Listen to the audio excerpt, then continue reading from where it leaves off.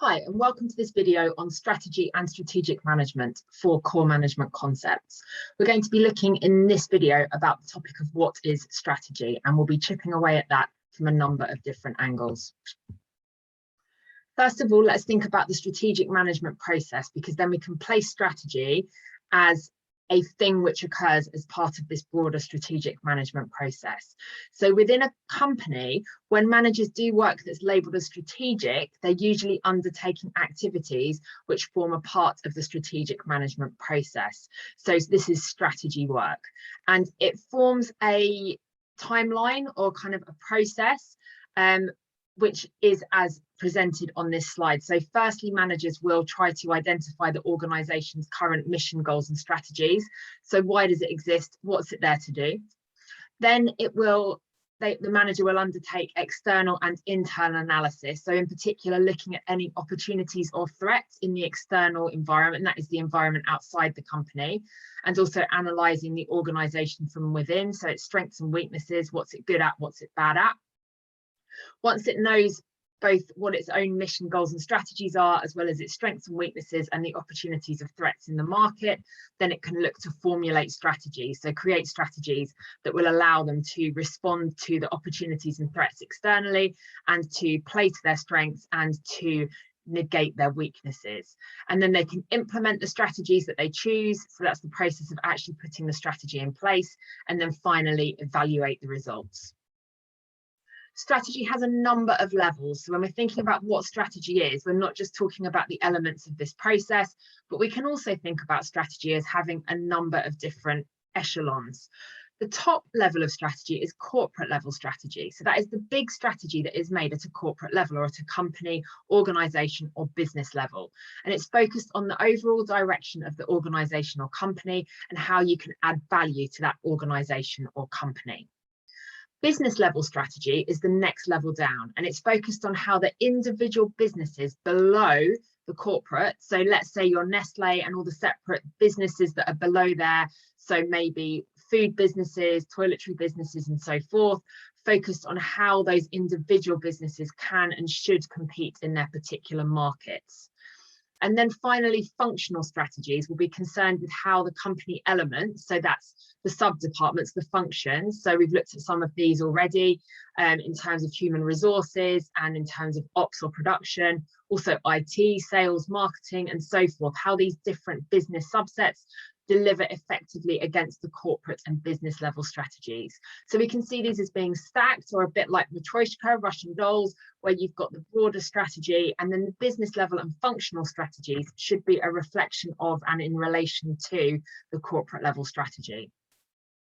We can also think about strategy not as a process, not as a stack of different levels, but as a management activity. So management becomes something that is a strategic activity.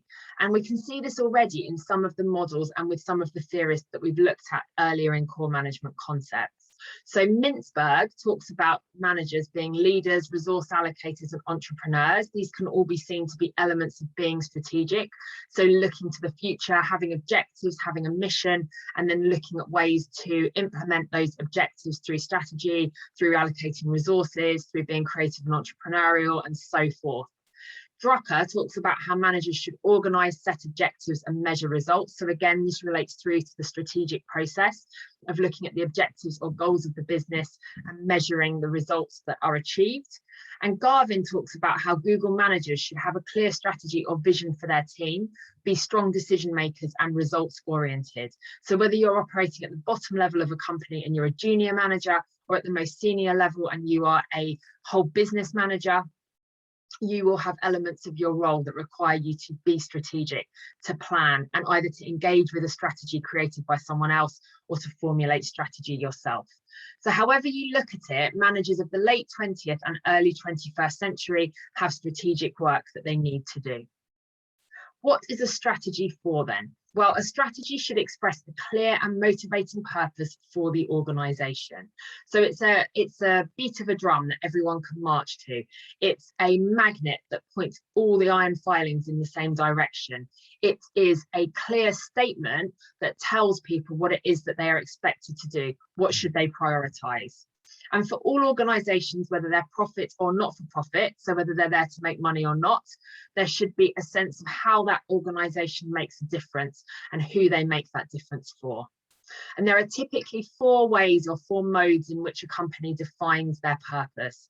It can be through the mission statement, vision statement, the statements of corporate values, and the objectives. We'll take a look at some of these now, but these are the kinds of brief ways in which a company says why they're there, which are a key initial part of the strategy. If we return here to the strategic management process, we're looking at the elements in the first box, identify the organisation's current mission, goals, and strategies. So then if we think about the mission statement as one of those 4 possible elements, a mission statement sets out what an organisation is there to do. So why does it exist? It usually expresses this in terms that are simple and direct. And the Ashridge College model, which we cover in the boxes on this slide, suggests that a mission statement should cover the following elements. So firstly, purpose. Why does the organisation exist? What does it aim to achieve for its stakeholders? Secondly, strategy. So what resources, competencies, or strategy elements give the company an advantage over its competitors? Thirdly, what beliefs do owners, managers, and employees share? And fourth and finally, standards and behaviours, so the policies and behaviours that underpin the competencies and the value system. So mission statements are related to these 4 elements, and we can look at these in relation to Starbucks. So Starbucks' mission statement at the time of researching this slide deck was to inspire and nurture the human spirit, one person, one cup, and one neighbourhood at a time.